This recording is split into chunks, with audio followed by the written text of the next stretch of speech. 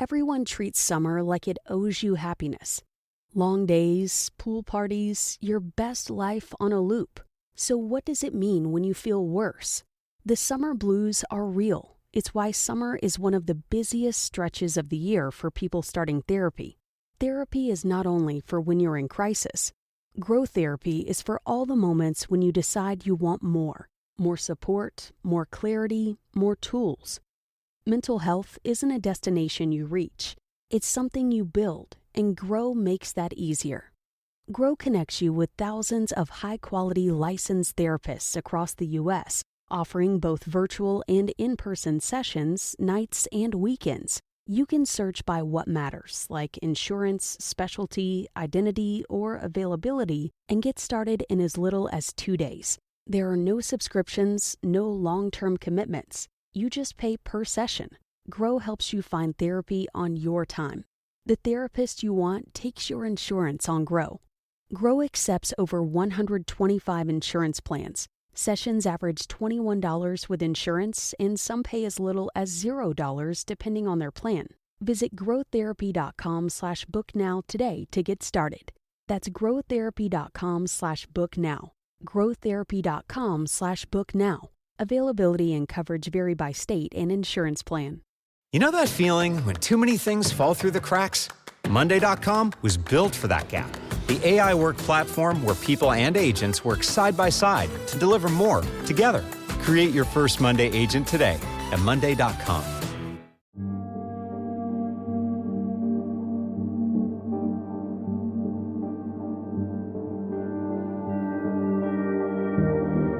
Welcome back to the Secret Passage podcast. It is our winter season finale. I'm your host, Dana Vespoli. And I, Shannon Rogers, am your presentatore. That's host in Italiano. Nice. Well, we are embarking on a potentially long series for this next topic. Potentially treacherous. Yes. It's timely. We really want to talk about it. So hopefully you guys will join us in this journey. We are discussing the Epstein files. I know it's a lot. It's a lot. But man, I'm fascinated. I'm intrigued. There's so much coming up with this, like so much stuff, from corruption to how deep it goes to what it means for not just our country, but for the world at large. Mm-hmm. It's a very existential kind of feeling, like, what does it all mean? What has it all meant?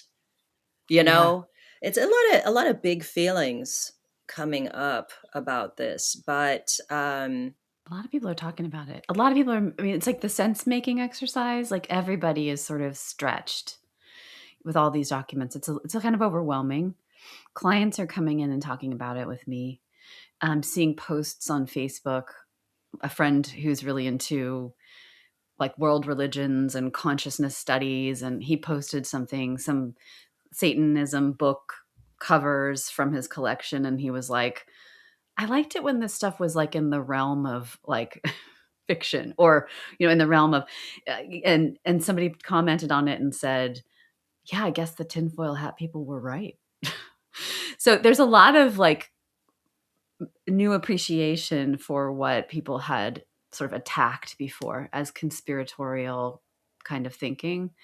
Yeah. I was one of those people. I remember when Pizzagate was a thing that was being discussed, and I mocked it. I laughed at it. I was like, surely you can't be serious. This is so stupid. Like, how is anybody taking this seriously? I was rolling my eyes. And and then I was like, you gotta be fucking kidding me. Now I'm questioning everything. And I think it's weird to not at least consider everything that's coming out. And while this is our season finale, our winter season finale, we're going to lay the groundwork down. And then when we come back, our next episode releases on March 6th. That we're going to hit the ground running with more discussion, more research. So during this break, we're gonna be working. But for today, we will start at the beginning, because we kind of have to go back to that. All kind of goes back to Julian Assange and WikiLeaks. That's kind of how this all begins. Yeah. So it goes back, and it's interesting because Shannon, you and I have been, messaging back and forth and talking about how this is so fascinating. It's especially fascinating, I think, for us as Gen X, because to be alive now, to having been alive at a time where Scandal was released in the New York Times or on primetime television, like you had mentioned, the Oliver North hearings. That there was one place you went at a specific time, and everything was sort of curated for us to see. Or like when you go back to Watergate, and you have this scandal is just sort of packaged and handed out for us to consume. Yeah. And the narrative is shaped by that only. And then we had our private conversations, but we didn't have social media where people were breaking it down together. And no, you didn't have fucking dumps and leaks that were just like I'm just picturing just like, WikiLeaks is just like whoosh. It was a dump. But that was the first original dump, the OG dump. Yeah. And it's just wild too, because there was a time we were alive to see these other things, and there's like the slow rollout, the slow build up, and then to be alive now where it's like, oh, look, the contents of John Podesta's emails. Oh, look, the content. This is Anthony Weiner's stuff. Like, look, Hillary's emails. Look, like all of this shit. And it feels very disorienting. Yeah. It's really disorganized, right? I go on, like TikTok to just, I'm doing dishes or whatever, and I just kind of have it playing, and it is one thing after another about Epstein. Some of it's bullshit, like clearly just sensational bullshit. Some of it feels like there's some thought, that like there's an organized thinking process behind it, but you can't get away from it. And it's it's a little disorienting, but yeah. This case, so it's interesting we're here, because like my maturation and development as a citizen, I think sort of started with real engagement and a real effort to try to be informed after the 2016 election. And that the 2016 was the massive dump from WikiLeaks, and I'll go over the timelines and stuff, but that was the massive dump that sort of outed the inner workings of the DNC, and there was like bias against Bernie Sanders and John Podesta's emails, and all that stuff came out, and it sort of aligned with a point in time where I was like, waking up to like, what am I missing here? Like I was in sessions with clients during the election night, and all the polls were pointing to Hillary Clinton. And I got out and Tim was like, yeah, looks like Trump's going to be our president. And I was like, you're fucking with me. Like, that's not what anybody expected.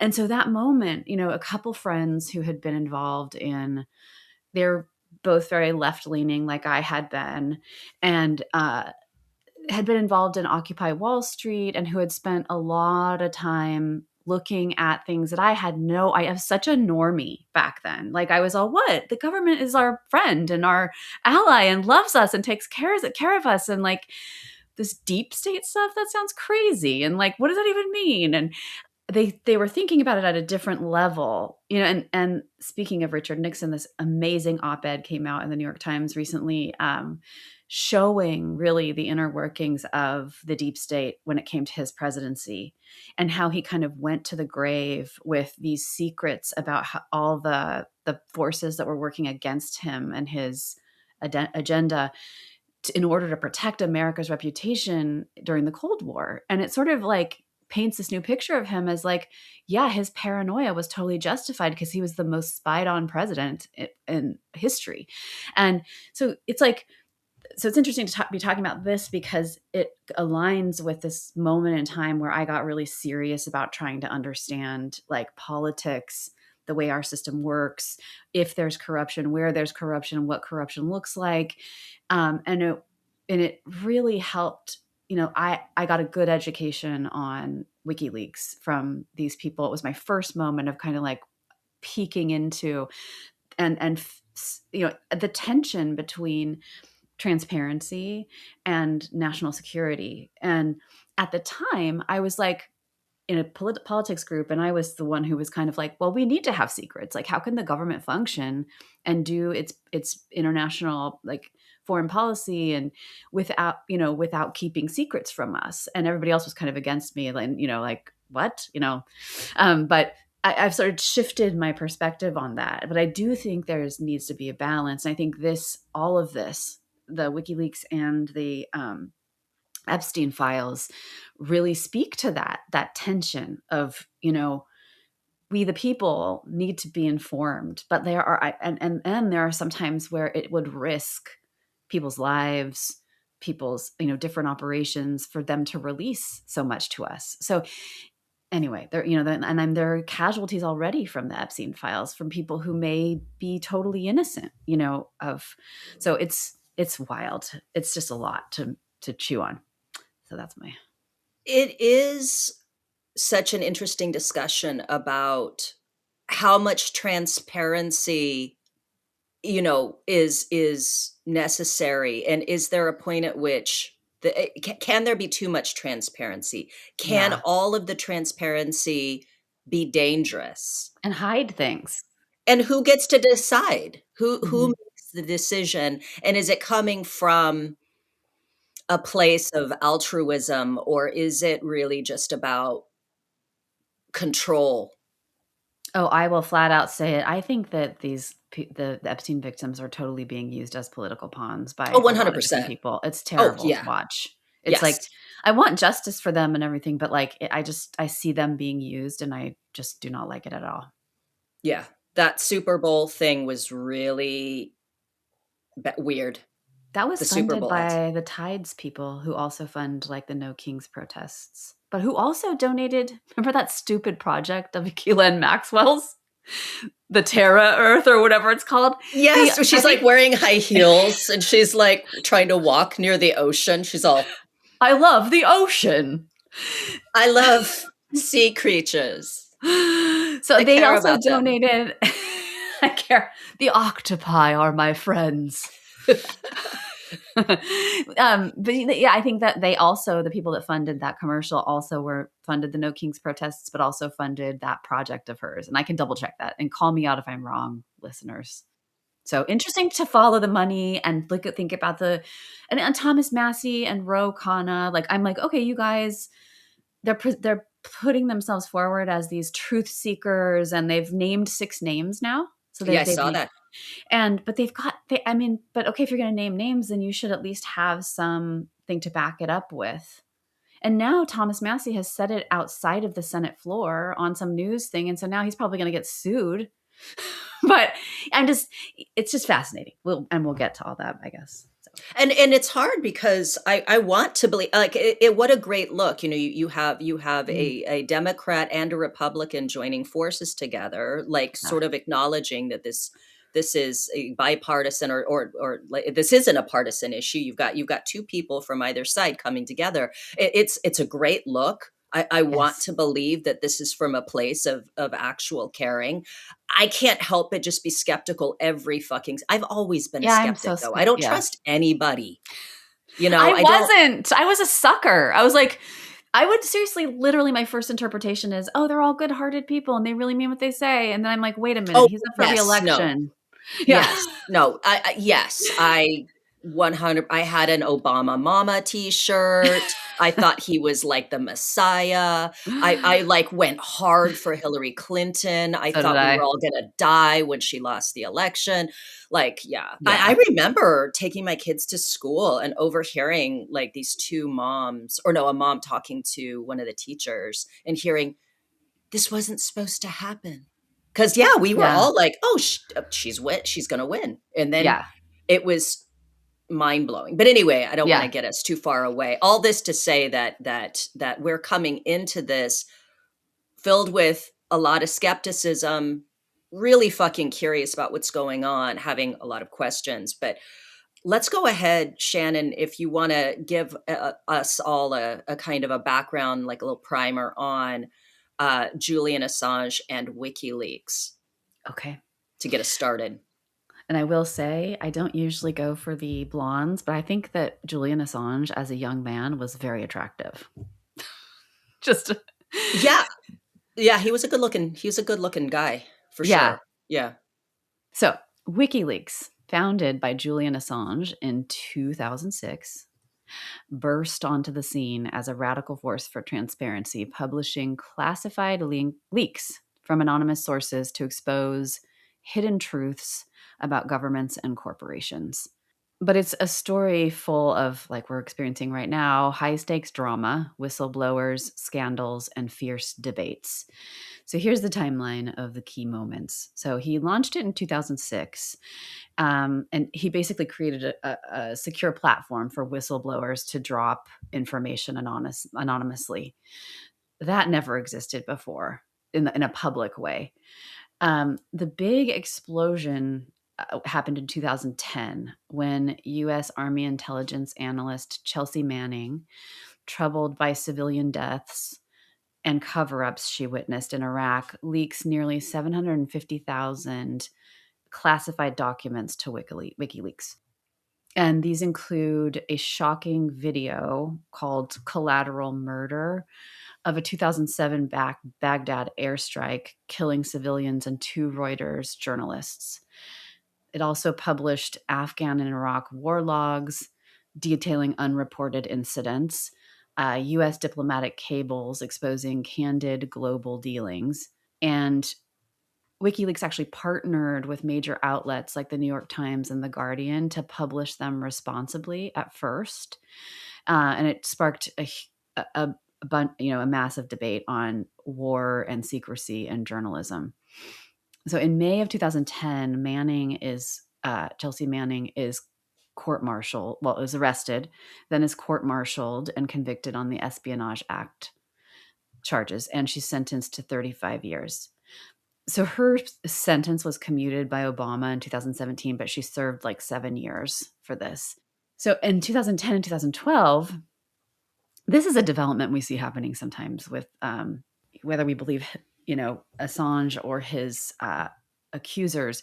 He was in 2010, 2012, he faced sexual misconduct allegations in Sweden. So one rape claim that he denies as consensual and politically motivated.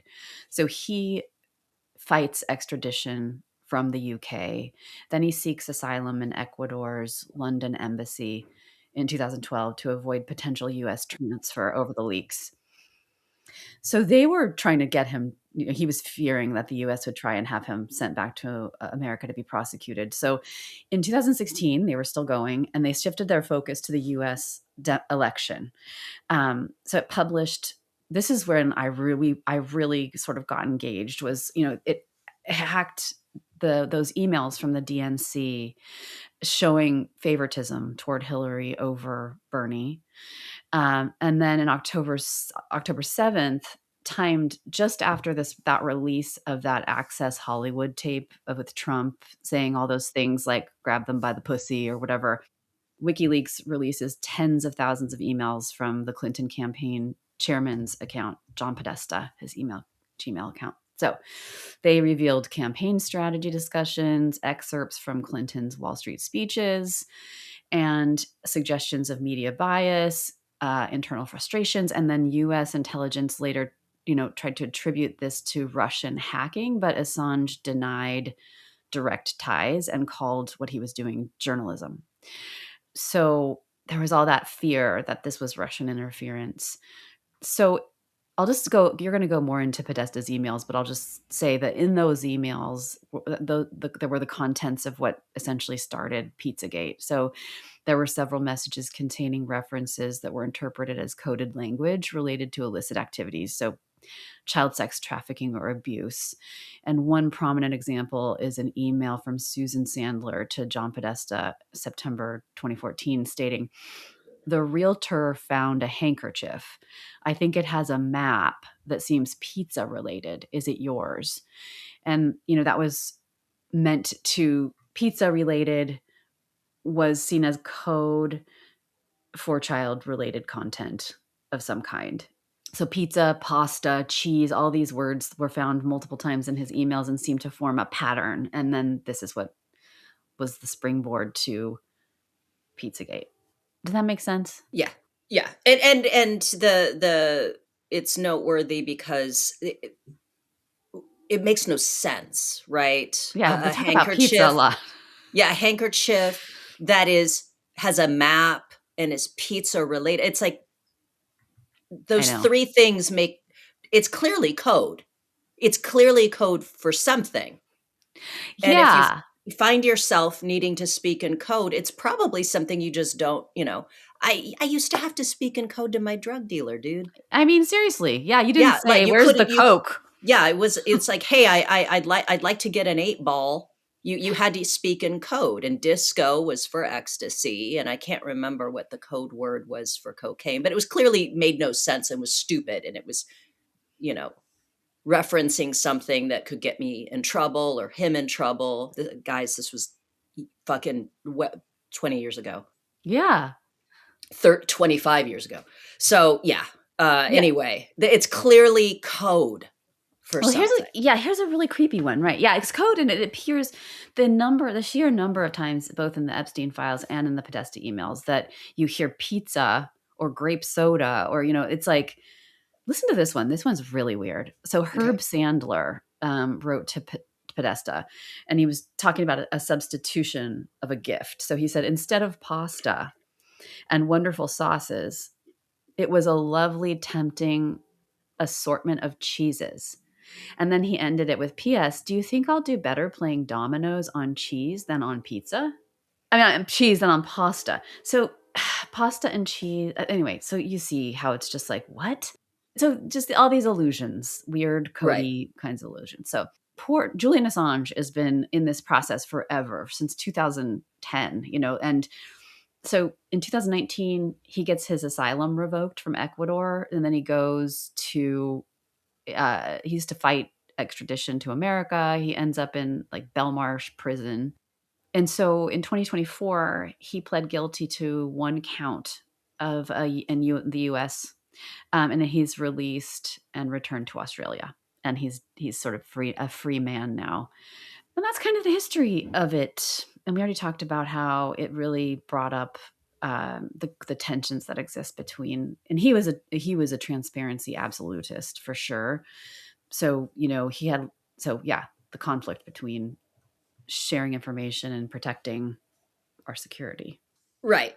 I mean, obviously, there are some people that I think there's valid arguments to be made that have no business ever having any kind of important information. I forgot which comedian it was that made a joke like, do you understand that we have like warnings on bleach to not drink it? Yes. Like, do you understand that that's what you're dealing with here? that maybe there are people that just there's people that shouldn't be fucking driving cars. I don't subscribe to false consciousness theory. I'm I'm a pretty hardened, like, philosophically libertarian person. It's like, I'm not going to sit here and say we've got to protect people, we've got to protect them all from the truth. Do with it what you will, but I get it. I get the concern, of I course. already like, you have people in an operation that would be affected by releasing this is why, like, the call for the release of all the Epstein files feels so unrealistic to me. Like, what if there's some operation happening right now that's connected that if you release that information, then someone would die? Or Well, yeah, I understand that yeah. for sure. I get it. And also I laugh. I see these, these cartoon images of, we've talked about this, it's the Matthew Foley skit from SNL, and it's Matt Foley, and he's like, for the love of God, arrest somebody. And it's Yeah. Dan Bongino and Cash Patel and Pam Bondi are like sitting on the couch. And it's like it's Mhm. that they're not going to. That there's I think it seems as though this is bigger than, the Yeah. DOJ. This is bigger than that there's like lives potentially at stake. If you release some information, it could be fatal. It could be I mean, look, already, Oh, who yeah. was it? Seth Rich, the guy that was murdered in Washington D.C. That was like the point of contact, I think, for Julian Assange. Wasn't that?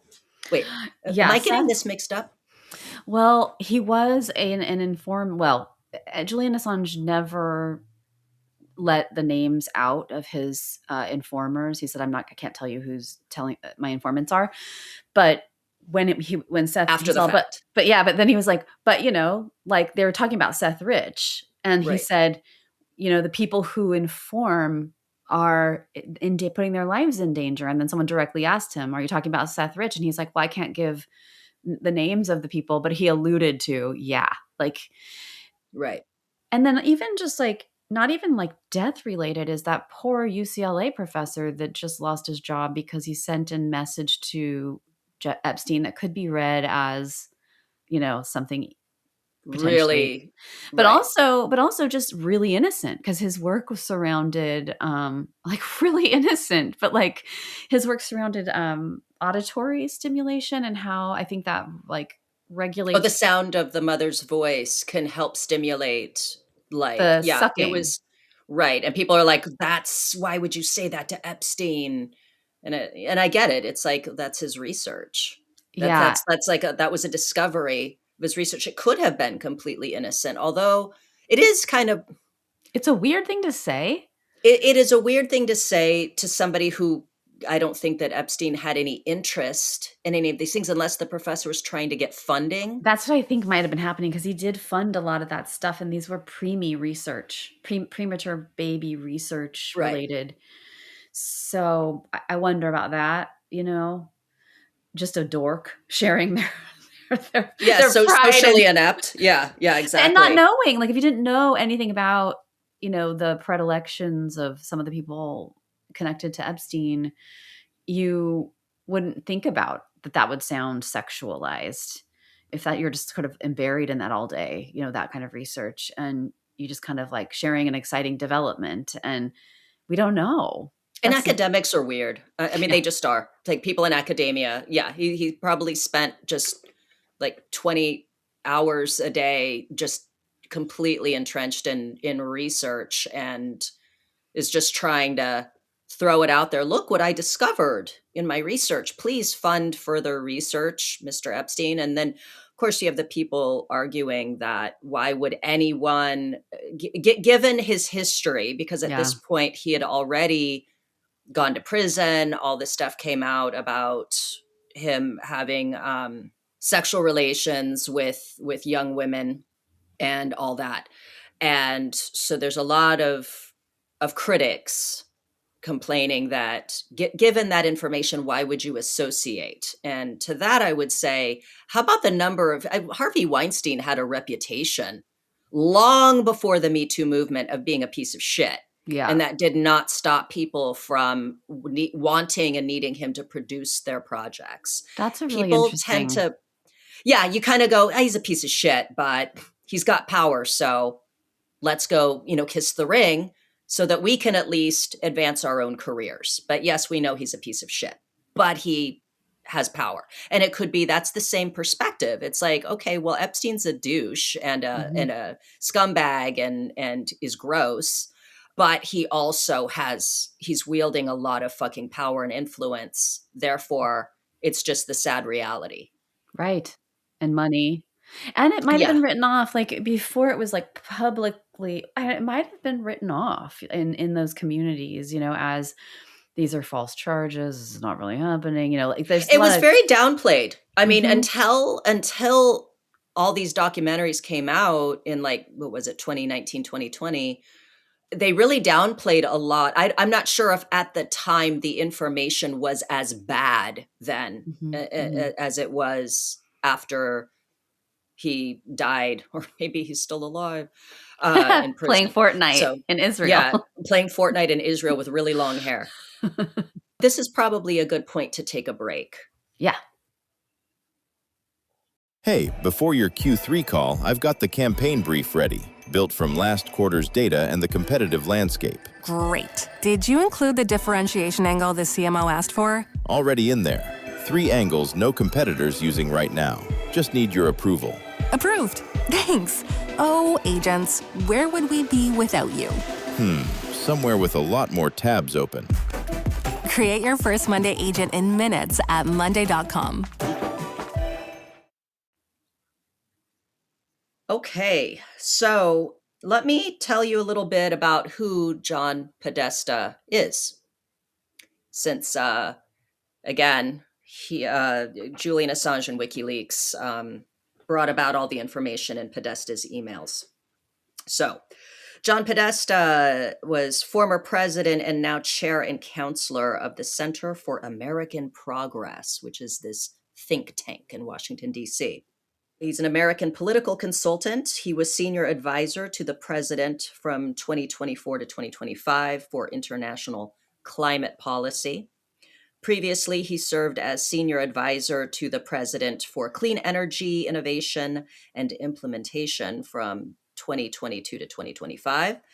And before that, he was White House chief of staff to President Bill Clinton from 1998 to 2001 and counselor to President Barack Obama from 2014 to 2015. And prior, he served in the Clinton administration as White House staff secretary from 1993 to 1995 and White House deputy chief of staff for operations from 1997 to 1998. So he has been a fixture in Washington for a long time. He was also, I think, wasn't he was running Hillary Clinton's campaign, Yeah. her presidential campaign.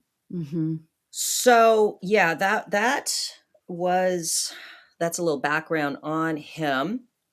If you see pictures of John Podesta, it's really weird to think of him being sleazy and creepy. He just looks like this like kind of buttoned up old dude. Mhm. But WikiLeaks began publishing John Podesta's emails on October 7th, 2016. And so, yeah, he was chairman of Hillary Clinton's 2016 presidential campaign. So, yeah, the first batch of emails was released October 7th, 2016. It was a month before the election and shortly after the Access Hollywood tape became public.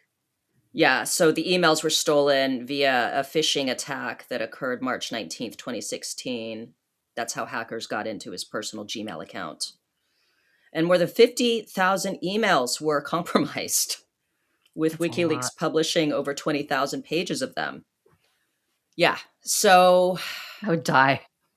dude, I know. I know. Yeah.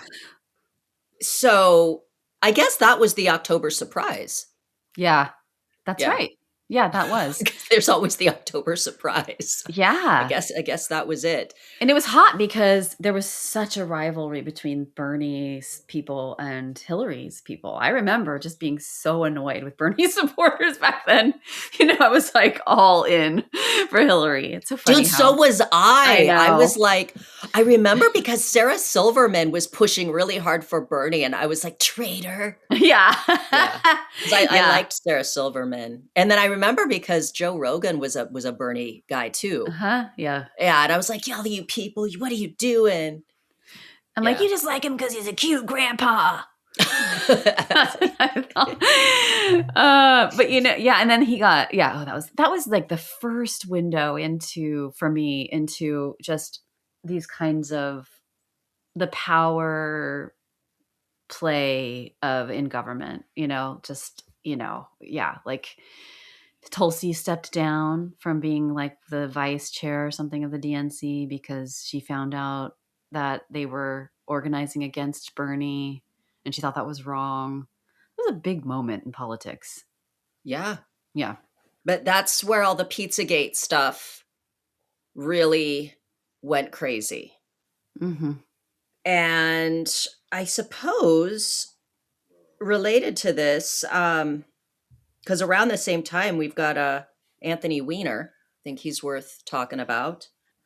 Anthony Weiner, let me give you a little background on him. It's an unfortunate name, by the way. Especially given what was found on his laptop. Or no, wasn't he sexting? He was sexting. Yeah. Yes. Yeah. He was sexting. Well, he was sending a lot of inappropriate pictures. Okay. To different women and sexting. And then the real scandal came with sexting with a 15-year-old from North Carolina. Ooh. Yes. So Anthony Weiner, was elected to the U.S. House of Representatives from New York's 9th Congressional District in 1998. And he served in the House from 1999 until his resignation in 2011. Weiner also ran for mayor of New York City in 2005 and 2013, losing in the Democratic primary both times. And Weiner resigned from the House in June 2011 after it was revealed that he had sent sexually suggestive photos of himself to various women. A second sexting scandal engulfed his 2013 campaign for New York City mayor. In September 2016, claims were published that Weiner had engaged in sexting with a 15-year-old girl, and devices owned by Weiner were seized as part of an investigation into this incident. Information pertinent to the Hillary Clinton email controversy was discovered on Weiner's laptop, leading FBI Director James Comey to reopen his investigation into Clinton days before Clinton lost the 2016 presidential election to Donald Trump. Weiner later pleaded guilty to transferring obscene material to a minor and served more than a year in federal prison. I don't understand how, when you are in a position of power, you think that it's a good idea to send nudes and sex, like that it's not going to dude. Yeah, it's I know impulsive. high school students are smarter than this. High school students are worried about their reputations at school. And this is a fucking politician. It really shows you that one thing you can gather from these, I know women are involved too, but from all these files is that men, they will like to do it with all kinds of people and things. I mean, it's like the drive and the sexual appetite and it's just like, whoa, and someone said to me the other day, like when you look at people walking around, you're looking at adults, but what's in there is like a 10-year-old or a 12-year-old. And sometimes I think that with these, like I'm thinking about John Podesta or Anthony Weiner, it's like they look like older men, but they're really like 14-year-old boys when it comes to this stuff. Like no self-control, no executive functioning. Yeah.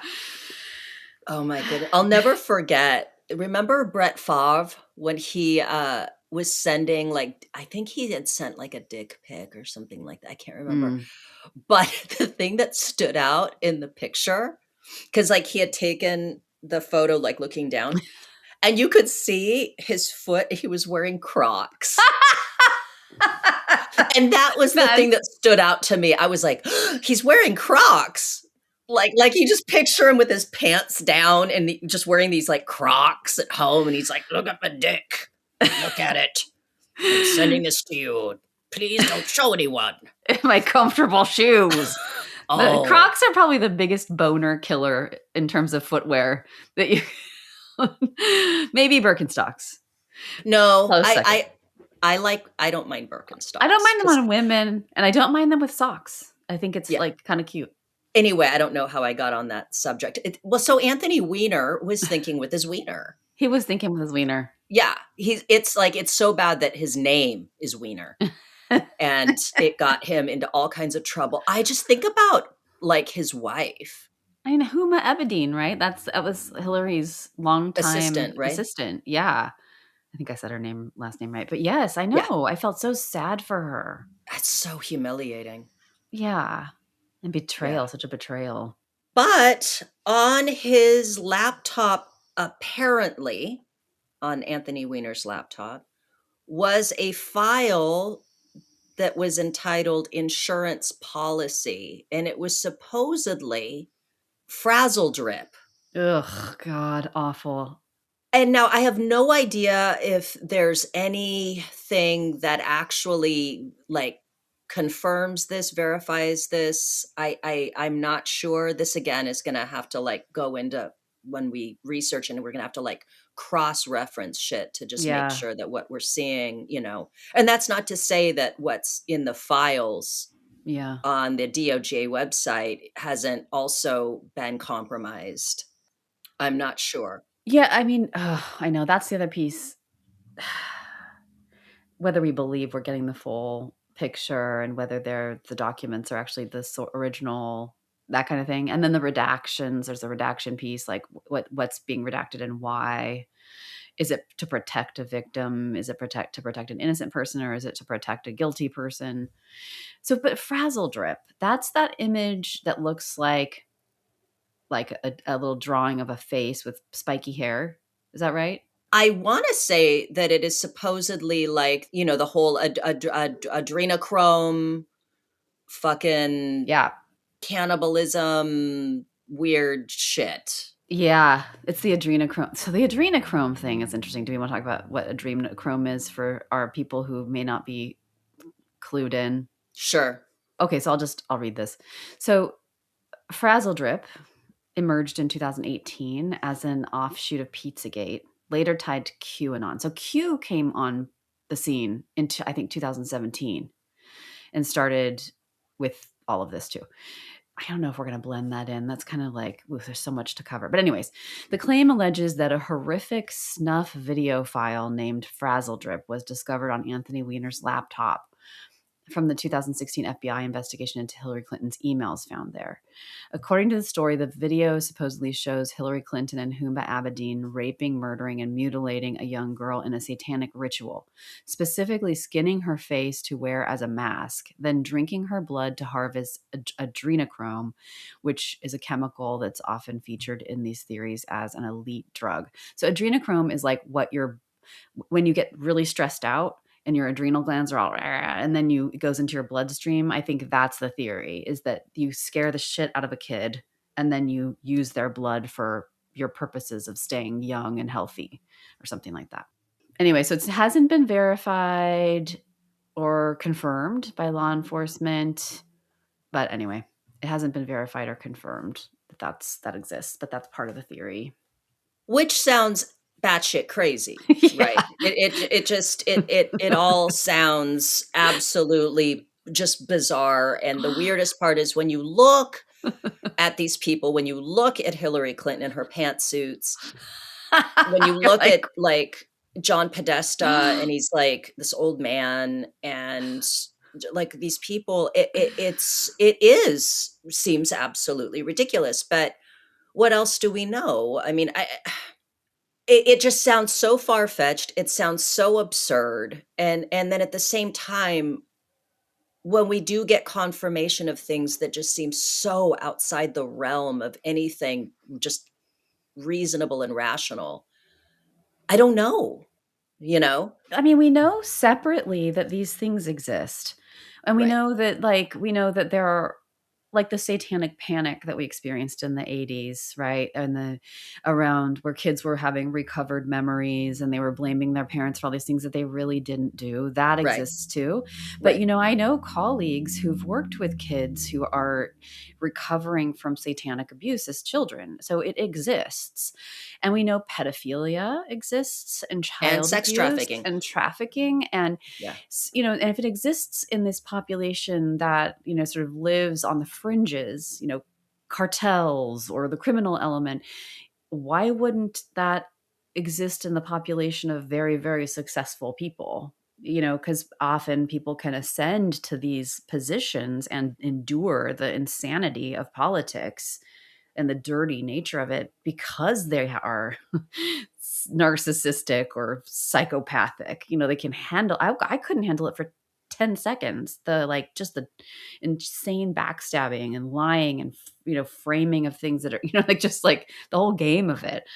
But yeah, so, I mean, it sounds insane. Totally. Like that split screen of Hillary Clinton in her pantsuit and then her and Huma Abedin like wearing Yeah. a face, a skin face, it's like, but right. So there's that. I mean, I think that's what we're dealing with now is like, It's so a long time ago in the 80s, there was the torture and murder of a college student named, I think his name was Mark Kilroy. Yeah. So Mark Kilroy was a young man murdered in 1989. He was a college student who was kidnapped, tortured, and murdered by associates of cult leader Adolfo Constanzo as part of a human sacrifice. And Adolfo Constanzo was trafficking drugs with a gang of people and practiced Black Santeria. And they would do these human sacrifices as a way to have protection when they were trafficking drugs. And so they were torturing and killing people.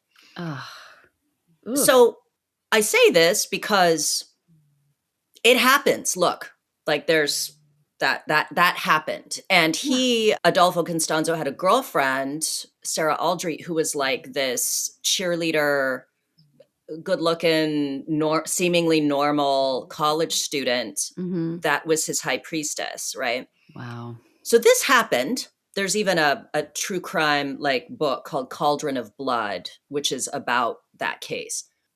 So yeah, satanic cults exist. What's funny is there's a very classist component to the idea that it couldn't be these elites because they're white and rich and in positions of power, and they present normal and well. Well, Sarah Aldrete presented normal and well. You know what I'm saying? So what are the what are you saying? Are you saying it's impossible because they seem normal? So is it only crazy people that fucking worship the devil? Like, come on. I mean, right. And even like I think it's anyone who has status and we look up to. Like think about the Diddy parties, right? And all the Hollywood stuff that has gone on that's just so shady, the Nickelodeon stuff. Yeah. And I think we do kind of have those blind spots, like we look up to these people because they've achieved so much in the arts or in politics and their image, they look a certain way. And then we think, oh no, it's just the cartels doing that. Right. We can't reconcile like how, and it's because of things like we want to keep consuming their music. We want to keep watching their movies. We want to keep voting for them because they claim to have our best interests, in mind. And so that we really sort of exist in this state of cognitive dissonance. We just can't think about it. Don't want to think about it. Jay-Z, Beyonce, all of the stuff around like Diddy, and were they involved in some of this shady bad shit? It's like, well, we know shady bad shit exists. We know Diddy is, we know he fucking beat the shit out of Cassie, and we know he's done all these terrible things. And, but it disrupts, I think, again, it becomes, it's like a running theme in a lot of our episodes, is that we really, really need cohesion in the way that we we think, and when we look at things that disrupt what we see as cohesive. Yes, and coherence. Yeah, like it's incoherent. Like what Cameron and I talked about this. My friend Cameron, I talk about Cameron all the time. So Peter Attia is in the Epstein files, and Peter Right. Attia is, for people who don't know, is a longevity guy, and he's great. I really like him. I know people have their thoughts about him, but so for Cameron, he has got his Peter Attia network, right? He's like, this guy is great. I love his style. I love what he offers, and he holds him in high regard. I think we forget we don't know people fully. Yeah. But anyway, he, his crime is not the worst. He stayed engaged with Jeffrey Epstein, even though he knew Jeffrey Epstein had been, fiddling around with young girls or whatever. Like he's still I think that was his biggest crime. I don't know that he said anything particularly weird and gross. Peter Attia. Yeah. I think he said like Oh, something edgy, but not, he yeah. said something like, Hey, you're not getting a bunch of flack for whatever, are you? Okay, good. Yeah, and he said the whole, like pussy is low carb or something like that. yeah, which is just guys fucking being Gross. gross and talking to each other.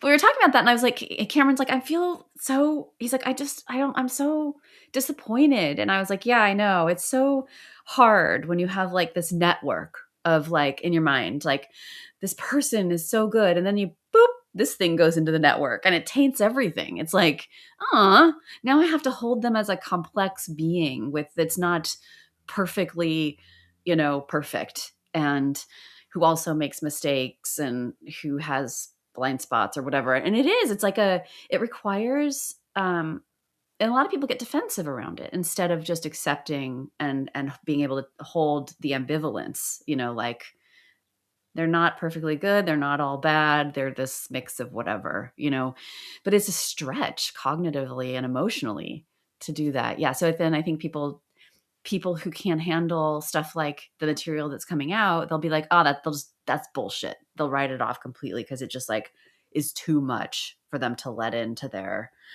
thing. Yeah, it's wild. Yeah, and there are so many. So I guess what I'm trying to say too is that I don't think it's that crazy to imagine wealthy elites engaging in some sort of satanic shit when it happens. Just like in this case, and that's just one case. It's a thing. It's a thing.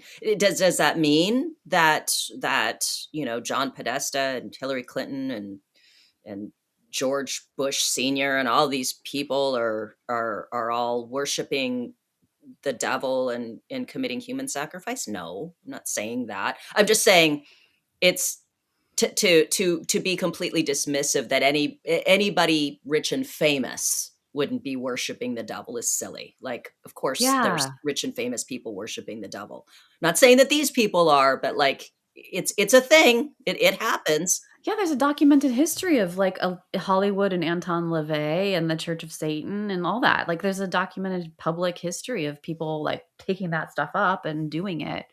Not that that's this particular version. There are all kinds of Sure. versions, like you're talking about the Santeria and the right, in the realm of possibilities. Is it possible? Yes. Yeah. The humans do all kinds of depraved things. All the time. Right. Yeah. So then as far as the Pizzagate, how do we is there any evidence to show that pizza means like children? Just repetition. I think that's the thing. And that's Just where I was. context and repetition? Yeah, and the FBI put it out there that, to look for these kinds of codes and these kinds of images. And there were all these images that the NAMBLA, like Man Boy Love Association or whatever, Yeah. they have certain images or what are they called? Graphics, like the little triangle thing.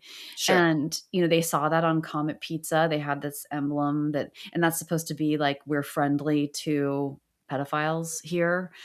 So, but we have a pattern seeking minds, and we can Sure. fill in gaps and we can exaggerate. And that's the hard thing this is right on the line.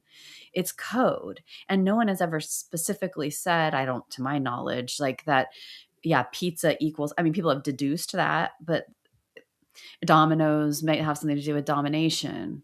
Sure. Grape soda is like young boys or something. But no, there's no real confirmation except for like, again, this is like the thing that I think is for us is so compelling is like, why are all these grown people talking so much about like grape soda and pizza? Yeah, exactly. Like when you reach a certain like tax bracket, you suddenly develop the palate of a 5-year-old child.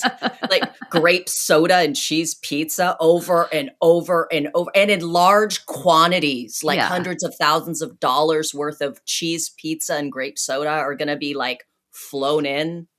Yeah. Yeah. Where's the caviar? Where's the, where's the fancy fucking food?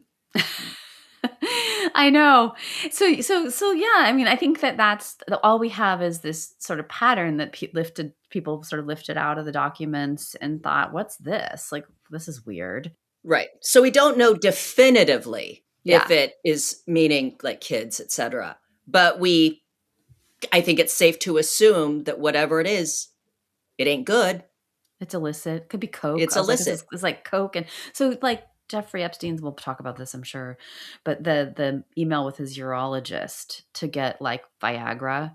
It wasn't Viagra, it was something else. But he's like, after you take this, we wash your hands. Wash your hands. And we'll go out for pizza and grape soda or something, right? Is that what he said? So, yeah. Yeah, something like that. And it's weird. And it's over and over and over again. It's so many references to that. But these people are alive, so they could be asked. And I wonder if the Department of Justice has talked to them and any of these people in any of these emails who are right. Yeah. Like, have you asked? Just ask what does this fucking mean? Ask the urologist. Ask John Podesta. Ask all of them. Like, what the fuck are you talking about? And if they're not caught in the act of doing cocaine, if it's cocaine, we all know they probably do a lot of cocaine. Oh, yeah. Right. I mean, yeah, big deal. So, yeah, I don't know. There's a mystery there for us. And what does it mean? And what do we do with it? And like, there's the question of like, are they releasing these documents to gauge our response? And if we become desensitized, will they just keep on keeping on with all the... I know the dump is so weird too. It's like, it's like, people are like, where's the files? Where's the files? And it's almost like the DOJ was like, here, damn. Yeah, totally. Yeah. Like, here you go. Fun. You. Yeah. Have fun trying to make sense of what is it? How many? It's 3 million files that they've released so far. Yeah, have fun. And what we can do is go through and we can cross-reference shit that we see. But I mean, it is just it's incredibly peculiar. But I do want to be fair and say, unless we know definitively, yes, this is what pizza means. This is what grape soda means. All we can do is speculate. But I think the conclusion that is absolutely safe to come to is that it's not good and that it's probably pretty fucking bad. It's not actual pizza and grape soda unless I do not believe it. Pizza fanatics. Yeah. I do not believe it. You're not making billions of dollars and then you're desperate for fucking grape soda and cheese pizza. Like, that's just weird. It's made me want grape soda really badly. Really? Like, I used to love, when I was a kid, I loved grape soda. I mean, I didn't drink it that often, but like, liked it. I would never drink it now, but it's that the flavor, the smell, everything. It's very nostalgic. Yeah. Yeah. I remember Country Time lemonade. Yes, we had that. Yes. Yeah. I liked that when I was little. I remember there was like a laundromat in Grable, Wyoming when we lived there when I was in first grade, and I was allowed to like run around the town by myself. And, but I would go to that laundromat because there was the soda machine there, and I would see the grape soda, right? Yeah. And Orange Crush, and Country Time lemonade, and I forgot what else was there. Sprite. There was like Sprite, Mr. Pibb. Remember Mr. Pibb? Mr. Pibb, Dr. Pepper. Dr. Pepper. It's kind of got like a prune taste, right? We have a drawer in our fridge fucking so full of Dr. Pepper, and I gotta get rid of it. I gotta get rid of it. One of the twins had, like, wanted a Dr. Pepper. I'm like, "It's so Uh, fucking gross." But I accidentally ordered, like, a case of it, and uh-huh. then I just put it in the fridge, and, like, no one's drinking it, and I need to get it. I need to get rid of it. I kind of like it. I'm gonna send it to Epstein's urologist and be like, "Hey, it's not grape soda, but it's soda." You'd be like, Yeah. who are you eating pizza with now that Jeffrey Epstein's dead? Or are you going to Israel to play Fortnite and eat cheese pizza and drink grape soda? It's so If he's alive, it's tripping me the fuck out. Like this, all of this is just so crazy. It is. And I always used to like try to psychoanalyze, conspiracy theorists. So first of all, oh, okay. Out of the Shadows. Did you watch it? No, Oh my wait, where God. where is it on Prime? No, everybody needs to watch this. It's Liz Crokin, and she Okay. was a very established, respected journalist until she started really digging into Pizzagate. And we can talk more about this when we get more into the rest of this. But so they made this movie called Out of the Shadows, and it is so good. It's on the website. You just go to the website Out of the Shadows and you can Okay. watch it. And there's another one now called Into the Light. And it traces the government's involvement in film, motion picture, and television, and mind control experiments like MK Ultra, and then the other experiment that Operation Mockingbird, where the government would pay journalists to write stories that were pro whatever agenda they were having. It's really good in terms of looking at how your views are shaped and who is shaping them. I brought this up, I think, in connection with the doctor, because what my thought was, if I was this doctor Uh-huh. and my email was released, I would go to the public and I would say, this is what we meant by pizza and grape soda, if it was nothing to be ashamed of. And I think the silence around that is telling, right? Yeah. So anyway, if anybody's interested in like our government's history of in being involved in television and film and how it works to shape our minds, it's worth watching. I told you in a message yesterday, but this is blew my mind. Tim was all, go get your tinfoil hat, Shannon. But like Right. conspiracy theory and conspiracy theorists is like a made up term by our government to be applied to people and to discredit them when they start asking questions that are uncomfortable and might uncover things. So it was created by the CIA to be used against people who started poking at around the edges of the propaganda and helping people see through that agenda. But what they said in the movie was so interesting is they're like, think about it. Well, television, the word television, what is that? Tell-a-vision. You tell a vision. And they were talking about how you get it on a channel. So you channel this information and they call it programming. And I was like, whoa, yeah, that's so true. I had never thought about that. And how it is true. Images are very powerful, and whoever controls them has so much power over our minds and how we see the world. And I think we just don't think about it that much. Yeah. Dude, I'm sorry. I'll tell you this. I never believed that Lee Harvey Oswald killed JFK. Oh my God. Oh, and now Kurt Cobain. Have you heard? Oh, yeah. They're saying Yeah. it was murder. I always thought it was murder. With Courtney Love. Yeah, he had way too much fucking heroin in his system to be able to shoot himself in the face, dude. Yeah. I had such a crush on Kurt Cobain. I know. He is I loved so. him. He's like the guy from our generation, isn't he? Oh, yeah. Yeah. All right. What are we doing here? All right. Well, that concludes our episode. We will be back with more as we dive further. We just laid the groundwork down, talking about WikiLeaks, talking about John Podesta's emails, getting started on the discussion of Pizzagate, which ties into the Epstein files. And so we'll be back March 6th with our next episode. Please like our podcast if you like our podcast, and give us a 5-star rating on Spotify or Apple Podcasts. And Follow us. thank you for listening Yeah. and following. Yes. We'll see you in March. Bye-bye. Bye.